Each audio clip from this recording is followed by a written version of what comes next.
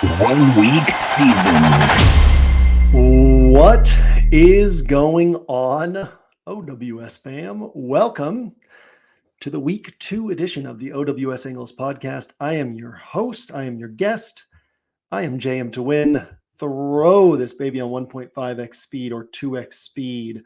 And let's get started with, you might be listening to this on audio, but with what is also a video presentation of the Angles podcast. Kind of funny story. Last week, I sent in the Angles podcast, and then Aaron, our COO, messaged to say, "Did you do video as well?" And I said, "No, did I do that last year?"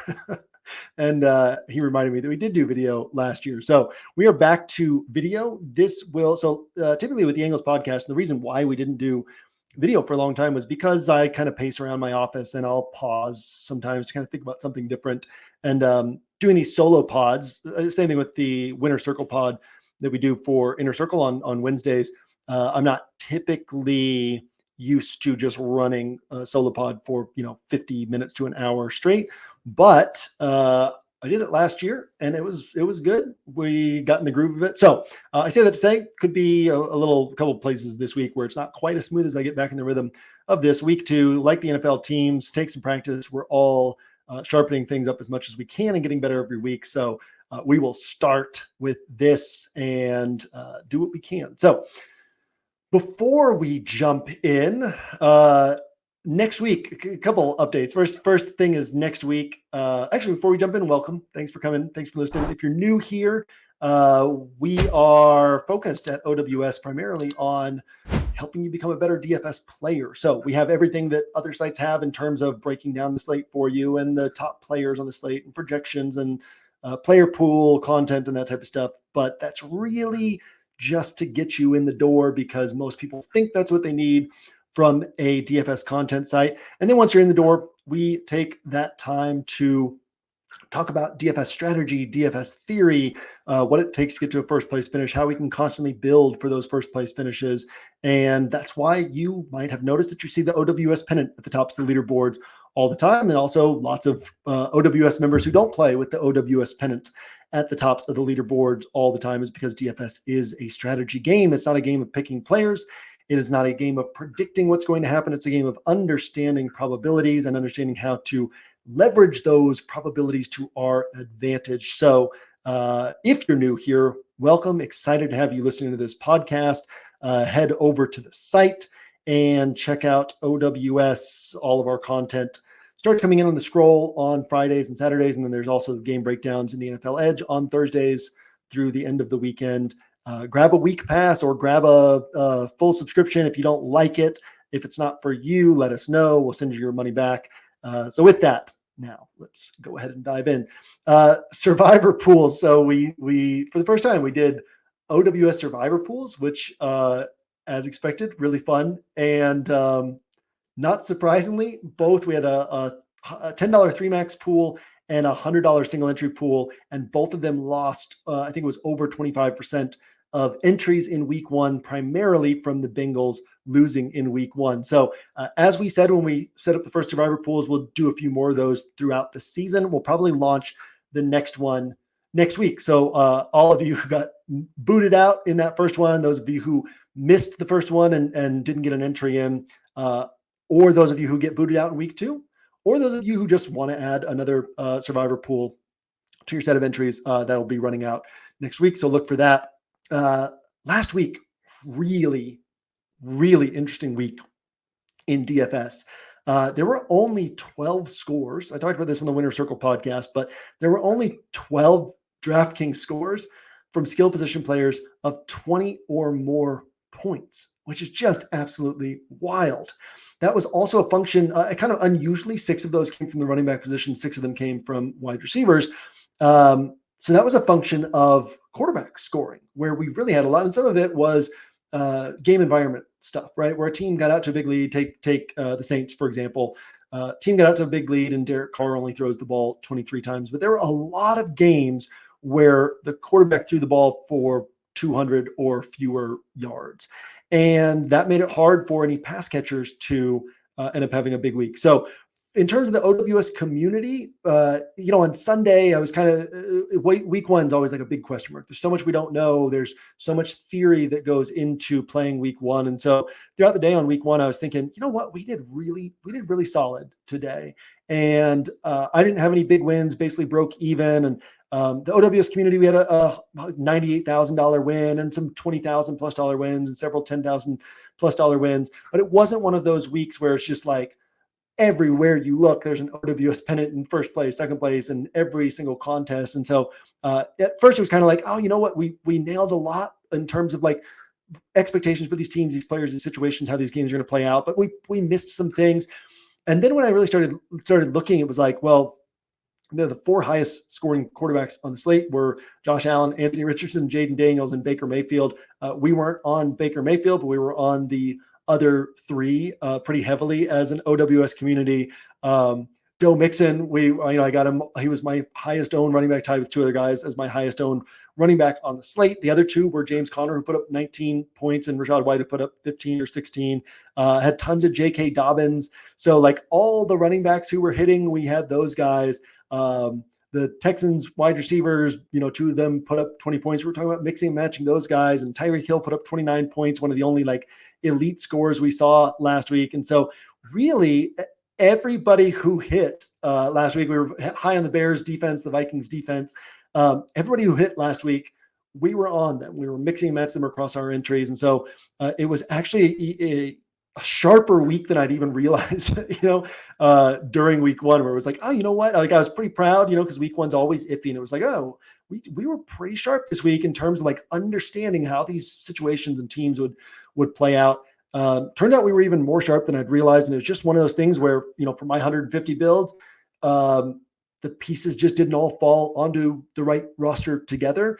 Part of that was I had Terry McLaurin on all of my Jaden Daniels. We talk about that on the Slate podcast from time to time about how thin of a needle you're trying to thread if you go truly quarterback naked, and how almost all the time it's plus EV to pair your running quarterback with a pass catcher. And the thinking, we also talk about this, right? The thinking is, well, I don't know which pass catcher to pair him with, so I won't pick any. And I'll just take the quarterback score and not take the potential for a dud at the wide receiver position. The problem there is the quarterback is probably going to carry somebody with him.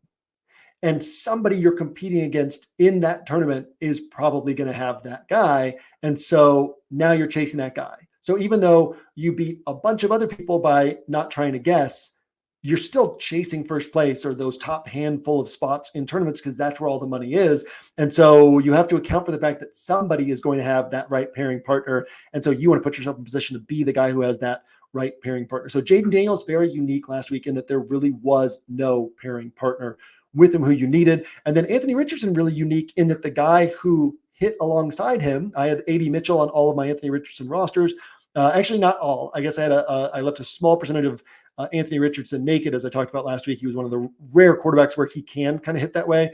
But the guy who did hit with him was Alec Pierce, who really nobody played. And unless I missed something, I was looking through the top rosters in the slant, and which 150 max contest, 20 to 25,000 entries.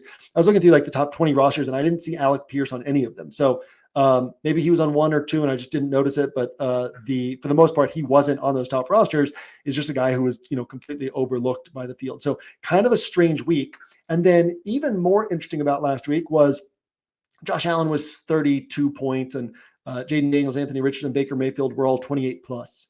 And then most other quarterbacks were like 15 or fewer points. Actually, Sam Darnold, another one we were heavy on, was another one of those situations where we read the offense and how Sam Darnold would fit in that offense and how they matched up against the Giants. We read that really well. He was kind of the talk of the film watcher industry this week, is like, man, Sam Darnold just looked amazing in that offense. But obviously Vikings jumped out to a huge lead and took their foot off the gas. So similar to the Derek Carr situation of the volume just dried up, right? And so he wasn't able to follow through on the score that he was on pace to put up. And so just a really strange week where there's this big gap between the top quarterbacks and all the other quarterbacks. And then that trickled down to wide receivers, where we had 6 wide receivers who topped 20 DraftKings points.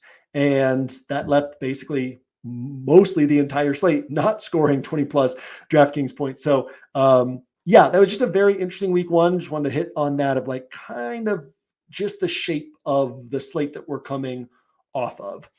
So what is the shape of this week? We'll get to that in a moment. Really quickly before we get to that, early in the season, I really like to mention the Bink Machine quite a bit. Bink Machine, obviously the optimizer on OWS. And one of the things I want to mention is something that Larejo was talking about earlier this week, and that's that, he's a 15, like typically builds about 15 rosters, and yet the Bink Machine is a really valuable tool for him because he's able to run the Bink Machine a bunch of times using projections just to see what types of rosters are being spit out, which types of which players are going to be popular, which games are going to draw a lot of attention, what the salary allocation on quote optimal rosters is going to look like. And you can really kind of get the field's playbook, get the playbook of the players, the team, the DFS opponents you're going to be competing against by running that optimizer a bunch of times and just seeing what types of rosters are being spit out. And then you can use that to say, where can I intelligently make some small changes or even wholesale changes to do things very differently to outmaneuver the field. And so,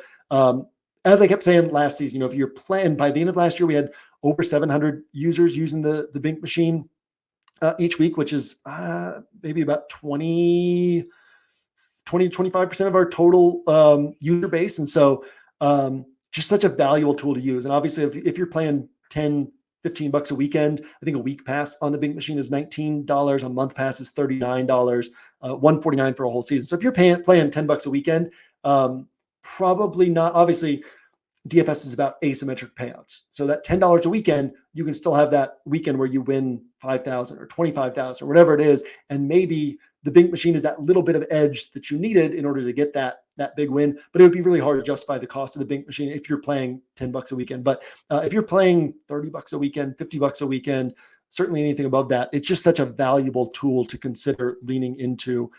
As with anything, if you use it and you hate it, just let us know and we'll refund your money. But Bink Machine is just since we started, Aaron and I were talking about this last week on our weekly phone call, like the jump up the leaderboards that we've seen from the OWS community since we kind of shifted toward more of an MME mindset and optimizer mindset has been just really dramatic. And that's, Aaron said to me for years that he was like, man, OWS is so well equipped to dominate in MME play. And he was telling me, you're so well equipped to dominate in MME play. And it was midway through the 2022 season that I started doing MME and really started talking about it. And then last year, really the OWS community as a whole started embracing MME play more and more. And it's been awesome to see because what you're really doing is creating a larger sample size, right? So instead of playing 3 to 5 rosters a weekend and across 18 weekends, you're going to build 90 rosters. Well, now you're getting 150 rosters into play every weekend, right? And so by the end of the season, you're getting almost 3,000 rosters at 2,700 rosters in play. And so that's your sample size of rosters built is so much greater. And so even though you still only have those 18 NFL weekends, you're able to get your sample size to play out much more quickly. And what we always used to talk about when we were primarily a single entry 3max community was we were talking about, it's not unusual to go 7-8 weeks, like losing money, maybe even losing a significant chunk of your buy-ins. And you have to have your head oriented correctly in order to sustain that and be able to read, like, am I playing well? Am I not playing well? And it's all about building up your sample size to let that plus EV play out in your favor. So with the MME, we've been able to, kind of as a community across the board, increase our sample size and watch that EV play out much more quickly. And then again, even if you're not doing 150 max, if you're doing 10, 15, 20 rosters, 5 rosters, 7 rosters, using an opto can just be such a valuable tool. So consider grabbing like a month pass and just seeing if it's a fit for you. All right, what is the shape of this week? So it's a weird week. I just finished my show with Pete Overzet, and when we got off air, I was saying to him, I was like, man, this feels like a week 7 or 8 or something. And he was like, man, I was thinking the same thing. And it's just a weird week in that on that show with Pete, I kind of gave like my general quarterback pool.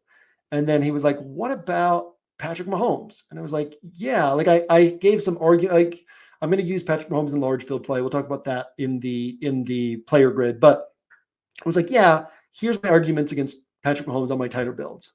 But it's like, it's not strong arguments. He's not a clearly inferior expected value play to the guys on my list.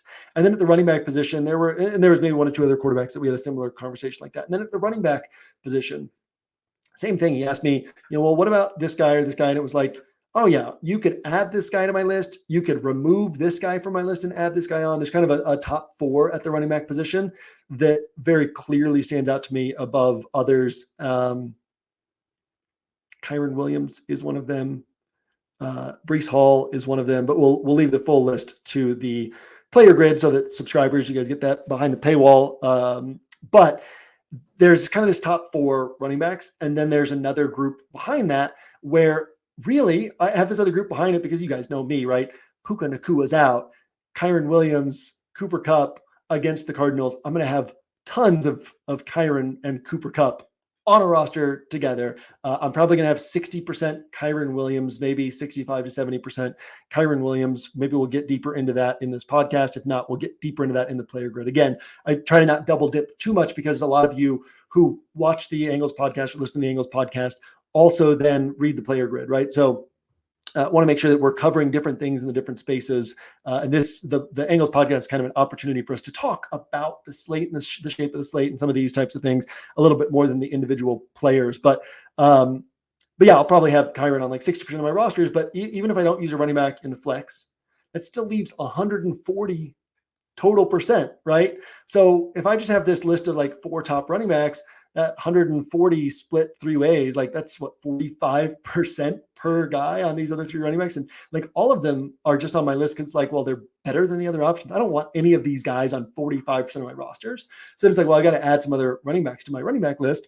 And as I was doing that, I was like, well, I don't want any of these guys on 20% of my rosters. Like I don't want Jahmyr Gibbs on 20% of my rosters. I don't want Ramondre Stevenson on 20% of my rosters. So it's like my running back pool, it kind of expanded out to 7 guys, maybe by the time the player grid is published, 8 guys, just by virtue of the fact that yeah, I need a few more guys on this list just to spread out my ownership a little bit. And then also so again, that top 4 is kind of stable, but then there's this other group that for me is like 3 or 4 guys. But when Pete was asking about different guys, I was like, oh no, I can make just as strong of a case for this guy going on this list, or this guy going on this list, or this guy coming off of this list of kind of my second tier of running backs. And so it's just, that's kind of the state of this week is, yeah, there's a tier of quarterbacks and there's like a gradual decrease in my level of confidence through this tier of quarterbacks to where the guys at the top of the list are a little bit more confident than the guys at the bottom of the list. And then there's running back. There's the unique situation where you got Kiren and Cup, which is high confidence. And that's like the one thing that makes me fall in love with this week, because anytime we have something like that, we make money, right? Like over time, when we have a Kiren Cup situation and we know how to play it better than the field knows how to play it, we're going to make money over time. And so this one component of the week makes this a clearly plus EV week for me, for the OWS community. But the rest of things like behind that one very obvious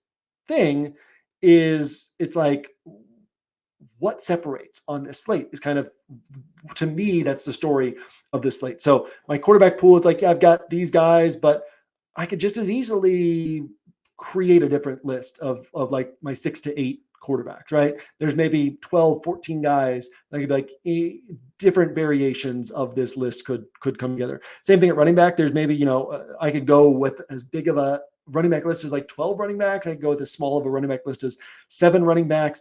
And like 12 to 14 guys that could kind of justify being on this list.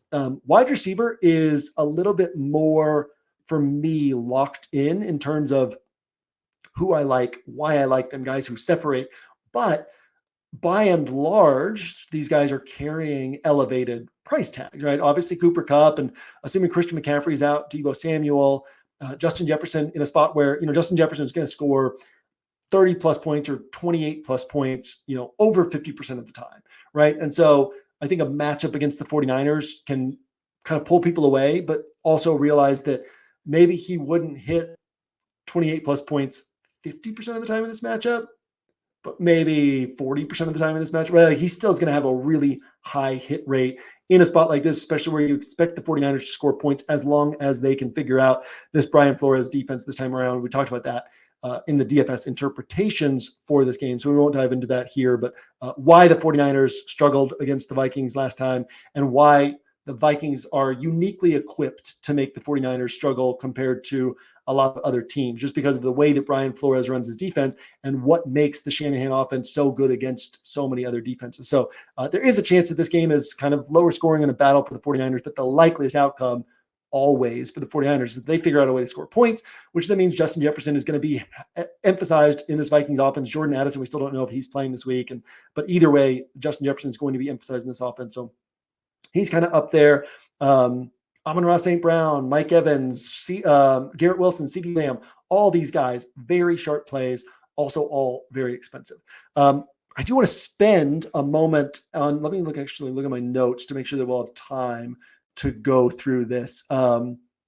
So yeah, I do want to spend a little bit of time at the wide receiver position, because outside of these top guys, there's some interesting pieces kind of in the mid-range. So again, sort of iffy quarterback pool in terms of like, yeah, this is my pool, but I don't feel extraordinarily confident that this is, the shape of every NFL week in terms of how it plays out for DFS is different, right? So there are some weeks where it's like, man, I've got 5 quarterbacks in my pool and I'm not touching anybody beyond these guys.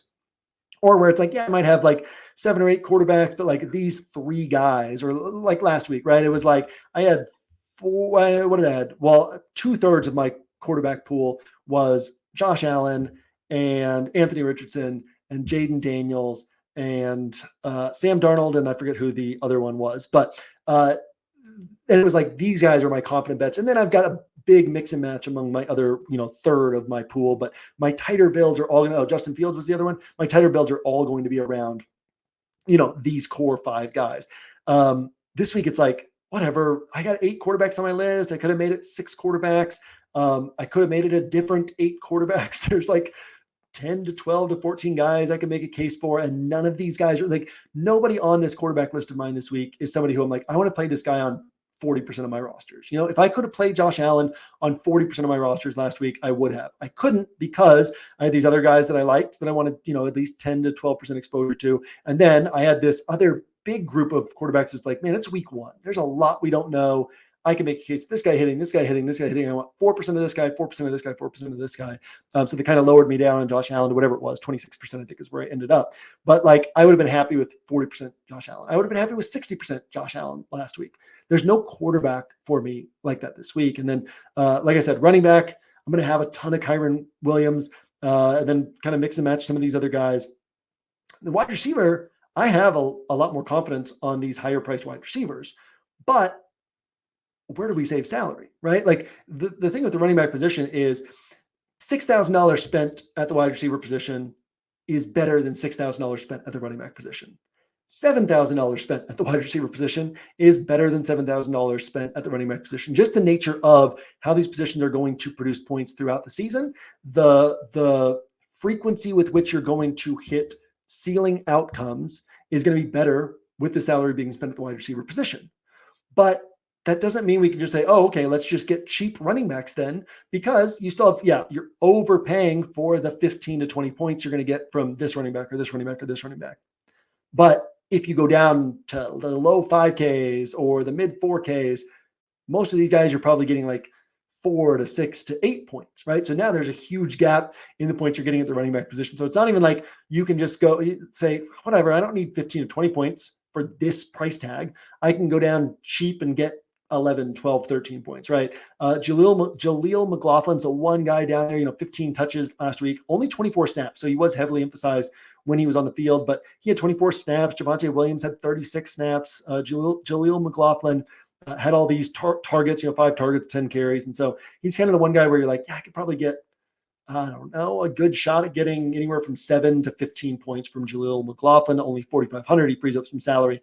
But it's just kind of interesting because like where I would ideally build is like heavy emphasis on these high priced wide receivers, because that's where I have the most confidence. But how do you get to those high priced wide receivers is going to be kind of the interesting question this week. So then there's also this, I guess there's a mid-range of wide receivers that's interesting to me.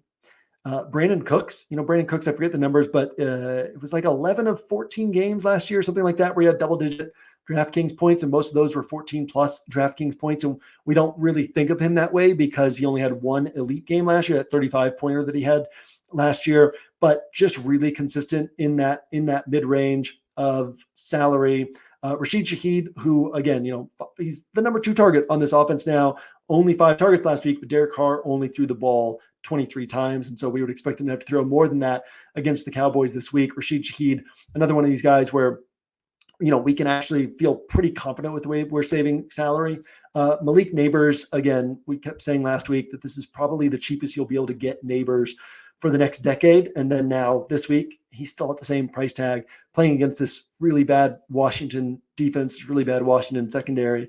So there are some places to go down here. And then Jameson Williams, who, I was saying on Pete's show that the range of outcomes for Jameson Williams is so broad, because all the time we see first round talents that, they're coming into their 3rd year in the league, and the story around them is like, oh, they've finally gotten it. They've finally gotten the work habits and the practice habits and are now a professional player. And like, this is going to be the year where they really get it and they justify their first round status. And then they don't, right? Like, it's not unusual to see first round draft picks kind of just fizzle out. And it tends to happen to about 50% of first round draft picks. And that's like the highest hit rate you can get in the draft is the first round. So it wouldn't be surprising if Jameson Williams had this, positive offseason buzz, big game in week 1, and then that's his best game of the season. On the flip side, given his talent, given all the positive buzz around him, and honestly, given the team on which he plays, just the culture that he's inside of every single day, the positive peer pressure around him to develop good work habits and to maximize his ceiling, like, it also wouldn't be surprising if Jameson Williams, we look up 4 weeks from now, 4 weeks would be a little quick, 6 weeks from now, 8 weeks from now, 10 weeks from now, and we feel comfortable paying $7,500 for Jameson Williams. So we have to see how this plays out, broad range of outcomes, and the value on our end is not trying to predict. The value on our end is being aware of how broad the range of outcomes is on him, but also how high the ceiling is on one side of that range of outcomes, and positioning ourselves accordingly. So there's some interesting kind of mid-priced guys. My cheap with upside list this week is pretty small compared to what it normally is. So you'll see that in the player group. But then there's also some cheap tight ends with upside this week that we can consider as well. And I don't know that there's a huge separation between a lot of these cheap tight ends, these 3.2K and below tight ends that we can consider, and the cheap wide receivers, the 4K and below wide receivers who we can consider this week. So I think that there's viability to going double tight end, double cheap tight end this week, or even going like a Trey McBride or Sam Laporta plus Mike Gesicki or Jordan Akins or Colby Parkinson. So there's a lot of different ways we can kind of uniquely play around with the salary structure on this week's slate to maximize the exposure that we have to sort of the higher confidence spots. And then a couple guys that I really want to highlight here that I just think are interesting from a standpoint of anytime we can get a low-owned play that potentially shouldn't be low-owned at all, right? It's not like a bad play, but it's like if the narrative had shaped up differently, or if something different had happened in week 1, this guy might be really popular this week in the same matchup at the same price tag, and yet nobody's on them because of the narrative around them or what happened last week. So 2 players who I think fall into this bucket of like, oh, these guys could justify much higher ownership rates than they're going to see this week. Marvin Harrison Jr. So you got this Rams-Cardinals game, one of the highest over-unders on the slate. We expect the Rams to be able to score points against this Cardinals defense. Again, Cardinals defense, well schemed by Jonathan Gannon, a good, well-called defense, well-coached. They're disciplined. They're high effort. They also came into the season with PFF's 32nd ranked secondary, 32nd ranked linebacking unit, 32nd ranked defensive line, right? So from a talent perspective, the Rams took the Lions, who are kind of a Super Bowl, I guess you wouldn't even say dark horse, like a Super Bowl, like a sexy, trendy Super Bowl pick this year, right? Lost in the championship game last year, probably should have won the championship game last year, probably should have been in the Super Bowl last year, brought back basically the same pieces, plus added on both sides of the ball, and Rams took them down to the wire, right? The Rams were that close to beating the Lions in week 1. And so the Rams, a lot of, I've seen some, not a lot, but 1 or 2 really sharp people in the offseason who had the Rams as their Super Bowl pick this year. Like the Rams have that type of ceiling. Rams are going to play this Cardinals team that's very talent deficient, and so I just think that this is one of those spots where it's comfortable to expect the Rams to be able to move the ball here. And as long as they don't make mistakes in the red zone, and as long as they're able to convert those drives into touchdowns in the red zone, it's comfortable to expect the Rams to put up points here. If the Rams don't put up points here, if they only score 20, 23, something like that, it's probably one of those games where they have a lot more yards than the typical 20 to 23 point score would have, right? So it's probably not a game where the Rams are going to have difficulty moving the ball. It's just going to be a question of how many points are they able to score? How many of those drives are they able to capitalize on? So when that's the case, right? And then the Cardinals are actually favored in this game, which I don't think they should be, but they're actually favored in this game. And that means the Cardinals are going to be right there in the scoring with the Rams. That's the expectation. Well, don't you think that Marvin Harrison Jr., who is this, all-time talent, can't miss prospect coming out of college, one of the most pro-ready wide receivers we've seen ever coming out of college, top 5 pick for the Cardinals. Don't you think they're going to emphasize him this week? And then even better, his ownership is coming at really low right now. And there was a Roto World blurb this week that it quoted Kyler Murray answering a question and saying that his job is not to force the ball to Marvin Harrison. His job is to go through his reads and get the ball to the open receiver. That was said in the context of the way the Bills played defense last week, which was a lot of double coverage on Marvin Harrison. You got to understand, like at the NFL level, open doesn't mean wide open. All that open means is this guy's running an out-breaking route and the cornerback is on his inside shoulder, right? Marvin Harrison has outside leverage on an out-breaking route. He's breaking 10 yards up the field. I'm going to throw the ball so that when he comes out of his break, that ball is there. And the cornerback has no way to make a play if I put the ball in the right place because that cornerback has inside leverage on this, right? So it's not like Marvin Harrison has to go out there and just get wide open to get the ball. If he's the first read and he has that matchup won, he's going to get the ball. And so I would expect that we will see Marvin Harrison as the first read on a lot of plays. So the Roto World blurb kind of wrapped it up by saying it was basically taking 6 steps down the line and saying, it looks like we could have to wait a while to see Marvin Harrison as the as a truly featured piece in this offense, something to that effect. Now, Roto World, they lost Evan and Adam years ago, and they lost Rich Rebar, and they don't have the app anymore. So I don't know that like 5-6 years ago, if Roto World had a blurb like that directly impacts ownership, right? Because we still had actually 5-6 years ago, it was 2019 was ETR started. So 6 years ago, Evan was still there. 8 years ago, 7-8 years ago, Adam was still there. And the reputation was so high for Roto World, and they had the app. So people were used to just using the app to, they got rid of the app, they don't have the big names anymore. And so I don't know how directly that correlates to the way that people are perceiving these players and building their rosters. But we do know that has some level of effect. And just generally speaking, that's how people are looking at this Cardinals wide receiver situation. But the reality is Kyler Murray was just answering a question and like explaining football the way any quarterback would. He's like, yeah, my job is to go through the reads and throw to the open player.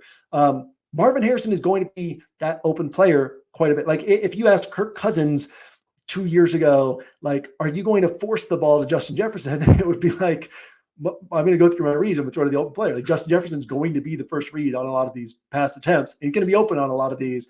And so that's really what it comes down to. So I still think we're going to see a lot of double-digit target games from Marvin Harrison. We could easily see one this week. So I think he's really interesting in this game environment that people are going toward, but they're not going toward him. And then another one is Amari Cooper. And we're coming off, Deshaun Watson looked really bad. Just bad last week. but he was playing the Cowboys, and he hasn't looked good since he's been with the Browns. Not once, right? But last year, he was consistently putting up like 14 to 21 DraftKings points. And so, we're not necessarily going out of our way to play Deshaun Watson.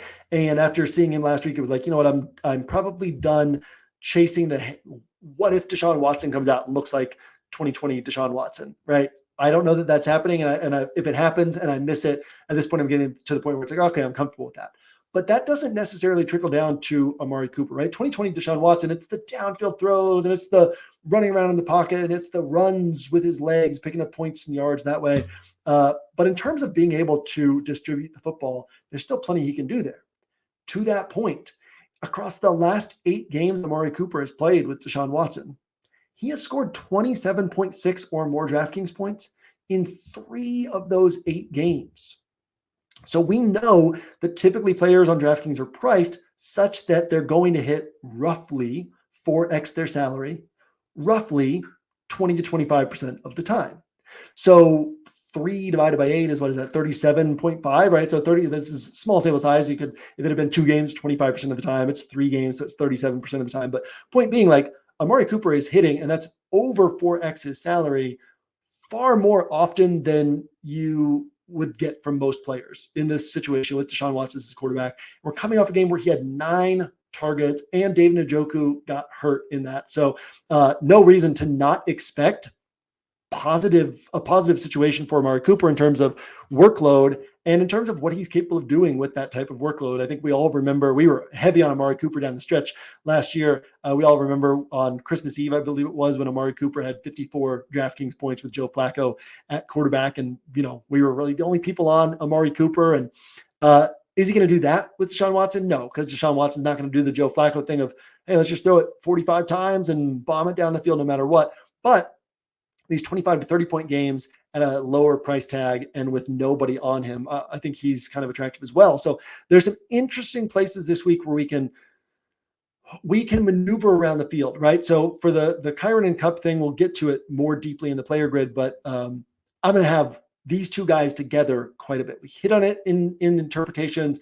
We'll hit on it in the player grid. I won't go too deep into it here, but basically when Kiren played last year, and you take the top 2 scores from Kiren, Cup, or Puka, there were some games that Cup missed, 4 games that Cup missed. So it was just Kiren and Puka playing. And then the other 6 games were Kiren, Cup, and Puka played together. Taking the top 2 scores, which 9 of these 10 games, it was Kiren plus one of the wide receivers. Taking the top 2 scores, it was basically like 90% of the time they're going for 3x their combined salary. 80% of the time they're going for like almost 3.5x or better their combined salary, and 40% of the time they're going for 4x or better their combined salary. So if you translate that to Justin Jefferson, for example, and let's say he's 9K, right? That would be like Justin Jefferson scoring 27 or more DraftKings points 90% of the time. That would be like Justin Jefferson scoring around like 31, 32 DraftKings points 80% of the time. It would be like him scoring 36 DraftKings points 40% of the time. So add to that, as we know, as we talked about it over the years, like we want to think about DFS in terms of the points we buy for the salary we spend. Obviously, there's a lot more strategy components around that. But in terms of getting our score and is this player a good play, we want to think about how many points can we buy with this salary spent. And if a guy has a range of like, he costs 3,500 and he could score 3 points, but he could score 20, he's still valuable, right? Because the ceiling is so high. If a guy doesn't really have that like 6x or better ceiling, if he's really kind of capped at like 4.5 to 5x, then the question becomes, how high is his floor? What's going to happen when this guy misses, right? So in the Justin Jefferson example, if Justin Jefferson was hitting for 8, 9, 10, 11 points all the time, and then just occasionally went for 36, 37, then it's not really worth spending that salary, that 9K, to get the occasional 36, 37, when the downside risk is these 9, 10, 11 point games that really wreck your rosters. So the beautiful thing here is that the downside risk is still a really solid score. There's literally scenarios where you could play Cup and Kiren together, get only 3x their combined salary, about 42, 43, 44 points, somewhere in that range, and still finish first place in a tournament because you've gotten so many points, just raw points from 2 positions. It's hard to get only 12 players last week went for 20 plus DraftKings points. Only 12 position players last week went for 20 plus DraftKings points. Now, not every week is like that, but even just getting an average of 22 points apiece from these two guys can have a lot of value, because you can still get that cheaper guy who ends up significantly exceeding his salary. So if you're watching this, you can I'll show you with my hands, like if the range is like this, if it's super broad, then that's okay, as long as the ceiling is high for the salary spent. If the ceiling isn't super high for the salary spent, if you can't get those 6x, 7x scores, that's okay, as long as the range is like this, right? Where the downside risk isn't that high, because getting guaranteed points is super valuable. So I'll have tons of Kiren and Cup together. I will have another huge chunk of rosters with just Kiren and no Cup, in case they combine for 50 points, but most of the points come from one guy, right? And so then I'll also have another chunk with just Cup and no Kiren. And then I'll have probably on the rosters where I don't have those guys, I still want to assume that the Rams offense is going to do well against Arizona. Pretty reasonable expectation there. And so then on those rosters where I'll kind of go to the Colby Parkinsons and Tyler Johnsons and DeMarcus Robinsons of saying, okay, this is the points don't come through these guys, they come through one of these other guys. So probably have Rams on 100% of roster. And so that kind of gives me a really nice solid floor to work with. And then, like I said, the quarterback position, the running back position, it's like, yeah, this is my list, right? Like whatever, I'll spin around 3 times and grab a couple different names and make this my list. Like I'm not married to my quarterback list or my running back list. I think that's important context this week. If you look at my pool and you're like, oh, but what about this guy? Does JM not like this guy? It's like, maybe I do. Like I don't have any strong leans at quarterback or running back behind Kyren Williams. Again, these top 4 running back are in a different tier for me than all the other running backs. But then wide receiver, it is kind of like, oh, this is very clear what the sharper plays are. And there's unique ways to build with player combinations, or with, this guy on this side of the ball and this guy on the other team in the same game environment. Or with, like we talked about, Amari, Marvin Harrison, like guys who have ceiling, but are going to be low owned. You can move around the field with those guys. And then again, you're going to need some cheap pieces. So there's some cheap wide receivers, some cheap tight ends. And so put it all together, that's kind of the shape of the slate in terms of how I'm seeing it. So one of the things I wrote down was concentrated uncertainty is kind of one of the ways that I'm seeing this. And that allows for opportunities to move around the field, especially in larger field play. So let's see. Next up in my notes was I wanted to hit on the most unique situation, which was Kiren and Cup. So we've already touched on that, how everyone else is going to attack it, right? Like these guys are going to be popular, but it's like we talked about with Achane and Tyreek Hill last week. A lot of people are going to play Achane. A lot of people are going to play Tyreek Hill. Not a lot of people are going to play them together. And we looked at the numbers, right? That of the 5 times that Achane hit last season, in 3 of those, Tyreek Hill also hit.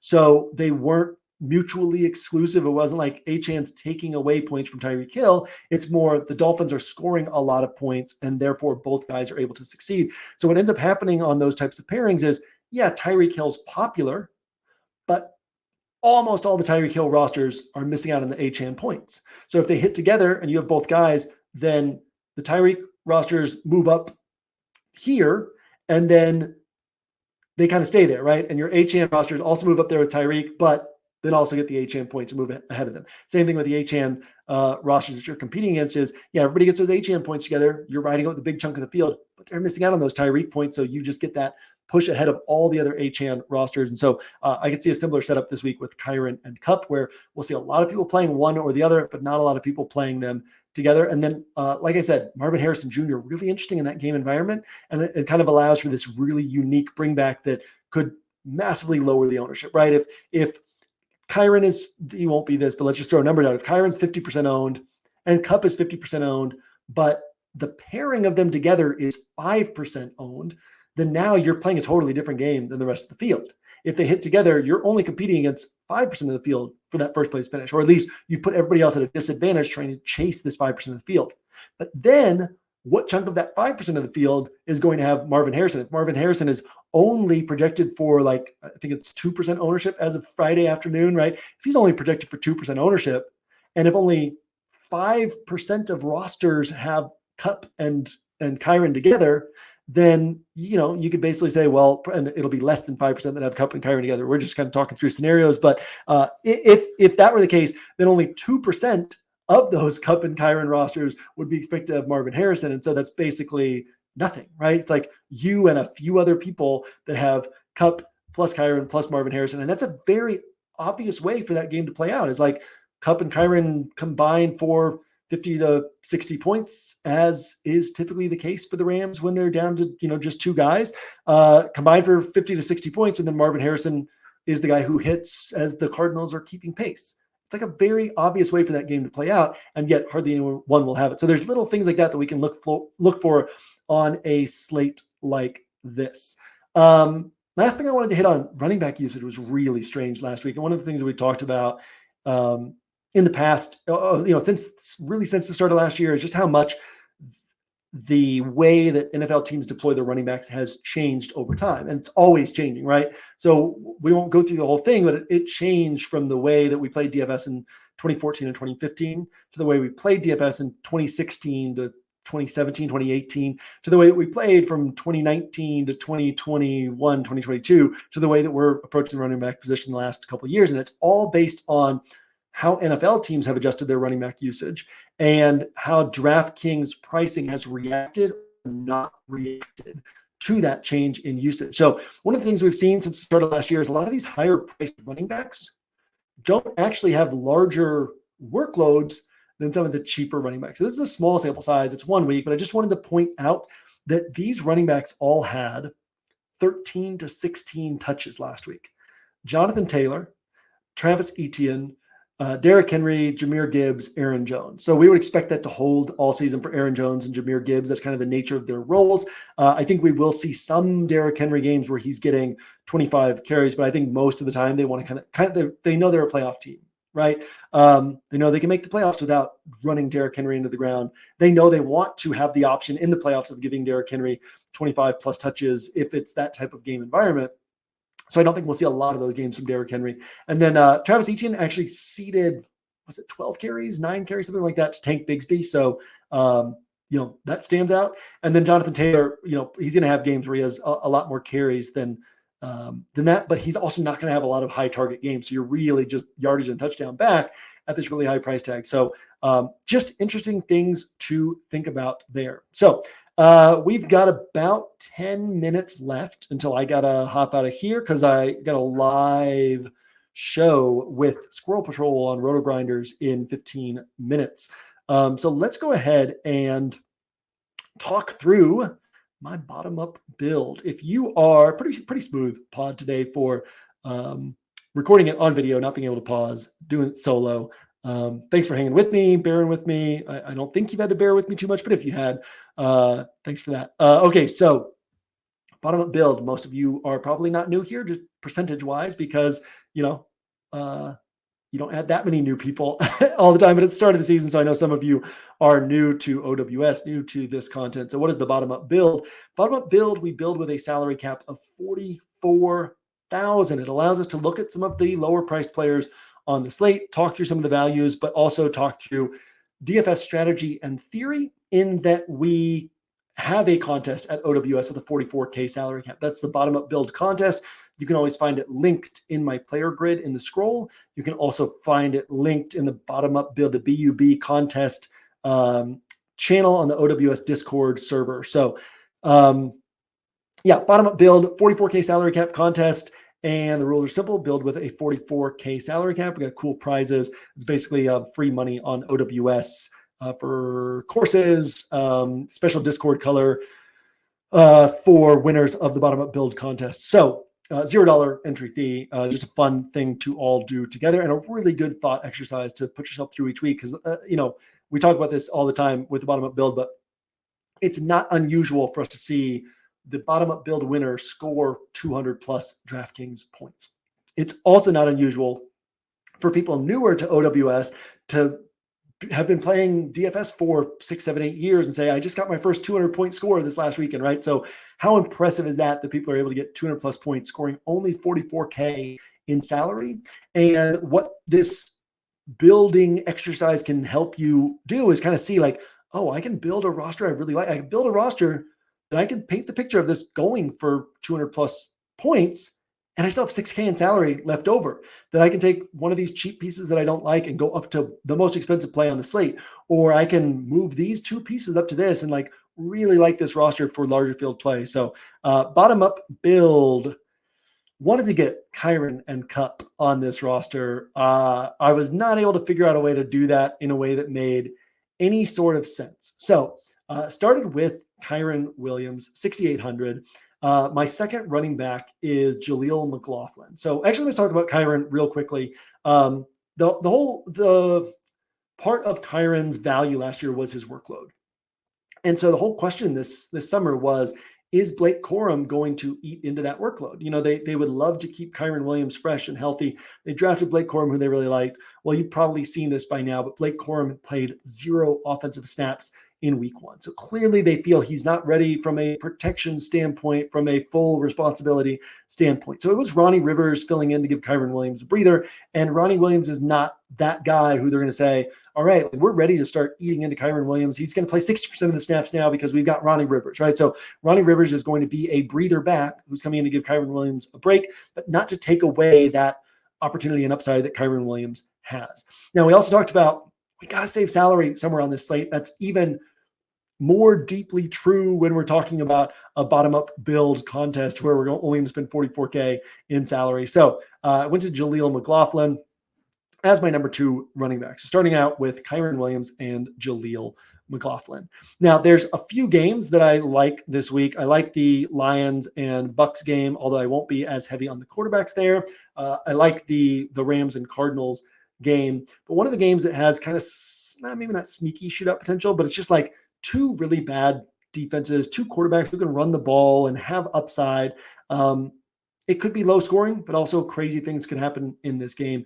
And that is the Commanders against the Giants at the Commanders. So in the spirit of being salary conscious and building under a 44K salary cap, I went ahead and went with Daniel Jones and Malik Neighbors, who's still very underpriced, and Terry McLaurin. Terry McLaurin, who we should still expect him to be averaging 8 to 11 targets per game and treating last week as kind of a fluky outcome. So now we've got Daniel Jones, Malik Neighbors, Terry McLaurin stack, Jaleel McLaughlin, and Kiren Williams at running back.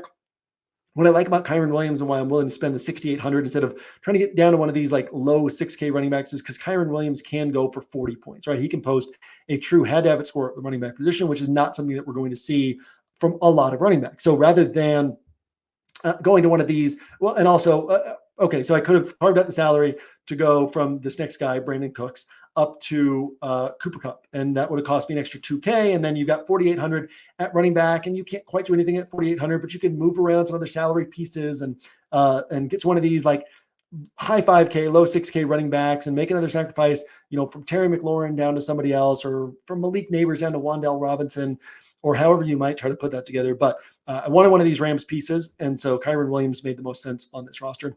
From here, we kind of get to this point where it's like we got to save salary, right? So Brandon Cooks, I talked about him earlier, just a guy who was a lot more consistent last year than people gave him credit for because he underwhelmed as that number 2 piece. So he came in below the expectations people had for him in that Dallas offense, and that has led to them not quite realizing that he was still pretty solid for the price tag that he's carrying in this spot. I can see this being a really good game for the Cowboys because I think that they're going to really control the line on defense. The Saints have a really bad offensive line. That was a huge question mark coming into the season. And now after week 1, I've seen a lot of really sharp people being like, man, is the Saints offensive line better than we thought? And we talked about this in the DFS interpretations, but like we said last week, that last week was one of the rare opportunities for Derek Carr to have a clean game because the Panthers don't have a pass rush to exploit that weakness of the Saints. The Cowboys do have a pass rush to exploit that weakness of the Saints. If the Saints are able to stonewall the Cowboys pass rush, keep Derek Carr clean all day, give him time to read the field and throw the ball, then I'll be ready to adjust my outlook and expectations on this Saints defense. But going into this game, I expect the Cowboys to dominate the trenches on defense, and the Cowboys to kind of have an opportunity to throw the ball around the way they like to when they have a lead. And so Brandon Cooks becomes a really interesting option here. And then close it out with, for salary saving, Andre Yoshibas and Mike Gesicki. Gesicki, well, we'll have some interesting numbers on Gesicki in the player grid.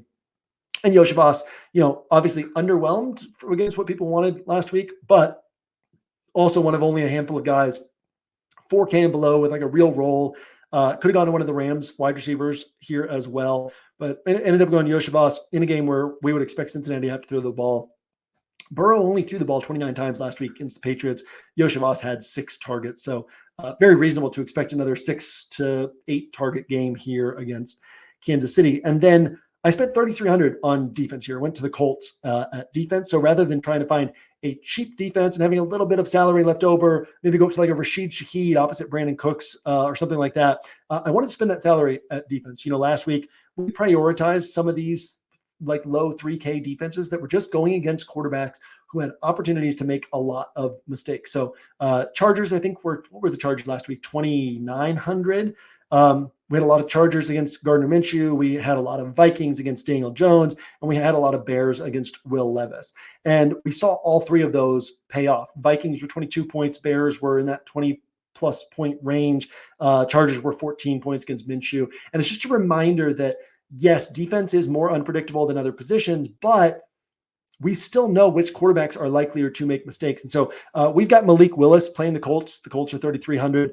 There's a couple other defenses here in the same price range. We got the Chargers playing Bryce Young at 3,400. We've got the Steelers playing Bo Nix at 3,500. So I think that there's an opportunity to get another double-digit score from one of these defenses. So I wanted to get into this price range rather than saving salary at defense and moving that money over to the wide receiver position. So ends with the Colts defense. Full bottom-up build roster is Daniel Jones with Malik Neighbors and Terry McLaurin.